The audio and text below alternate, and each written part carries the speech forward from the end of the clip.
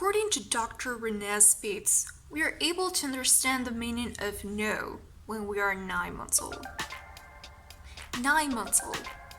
Then why do we have men, people in general that are 20 years old or more, and when you tell them no, they somehow forget the meaning? So let's talk about consent, shall we?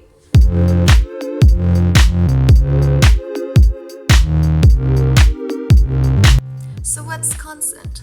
What is this weird word that we don't hear about in school since we don't have sex education and that we surely don't hear it about in porn?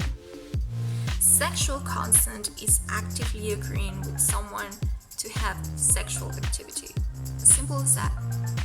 Having oral sex, vaginal or anal penetration, touching genitals, or even sharing sexual multimedia without consent is sexual assault and sexual abuse. We're talking about a crime against human rights, and it has to be taken seriously. We cannot keep joking about rape.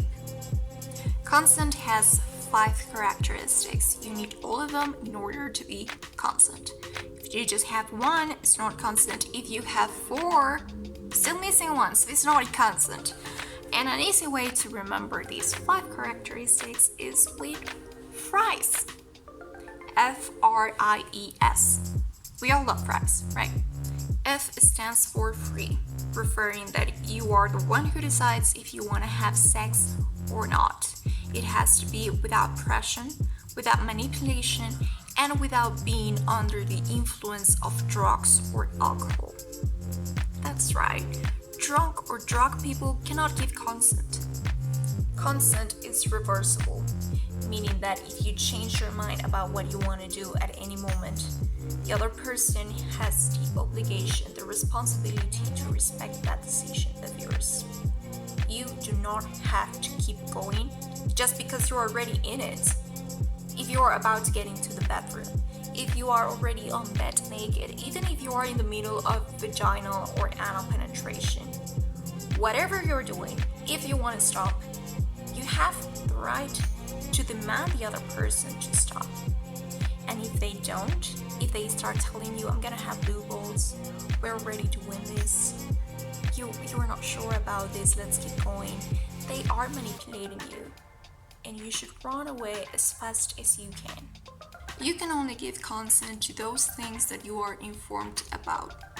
For example, let's say that you agree with someone to have vaginal penetration with a condom.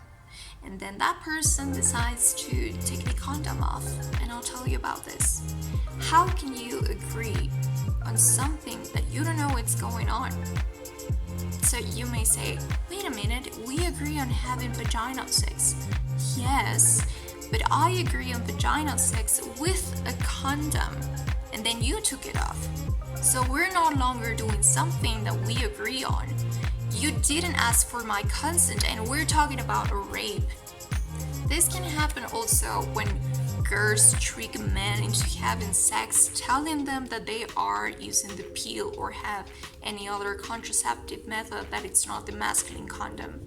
Consent is enthusiast, meaning that you are doing whatever you're doing because you desire to do it, because you wish to have that experience, because you're looking for it, you are really seeking for that. And that's how we can also see when someone is not really giving consent. Because, I don't know, you ask them, hey, you want to have sex? And they're like, yeah, sure. Not because they say yes, it means, yeah, I'm giving you consent. You can clearly see that they don't really want to. Because if they want to, they would be like, yeah, let's do that. You know, when you want something, you express that you want that. And last but not least, consent is as specific, meaning that if you agree on something, it doesn't mean that you are agreeing on everything else. If you agree on oral sex, it doesn't mean that you are agreeing on vaginal sex. And that's why in sex we need a lot of communication, because you must tell your partner, hey, is this okay? Do you want me to do this? Do you want me to stop? What do you want me to do? What can I do? What can't I do? Silence is not consent. A drunk, drugged, or unconscious person cannot give consent. My clothes cannot give consent. My past behavior cannot give consent. My surroundings, the place where I'm at, cannot give consent. Not because I'm at the club, it means that I want to have sex. Not because I'm in the street at midnight, it means that I'm looking for sex. Your partner, who has been with you for years or whatever, must ask for consent. That stupid myth that, oh my god, how can she say that he raped her if he's her husband? You know that not because I'm your partner, it means that you are my property now, right? You know that, right? You know that you are still a human being of your own, an individual. Not because he or she's my partner, it means that they can touch me whenever they want.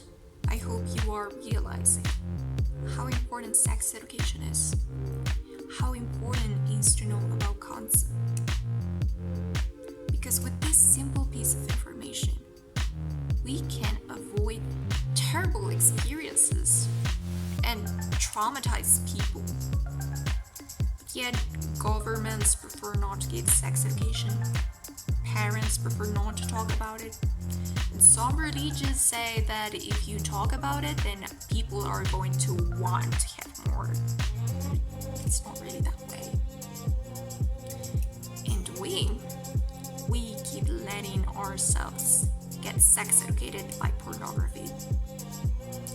Do you really think we are going to get good sex education from porn? Do you see consent there?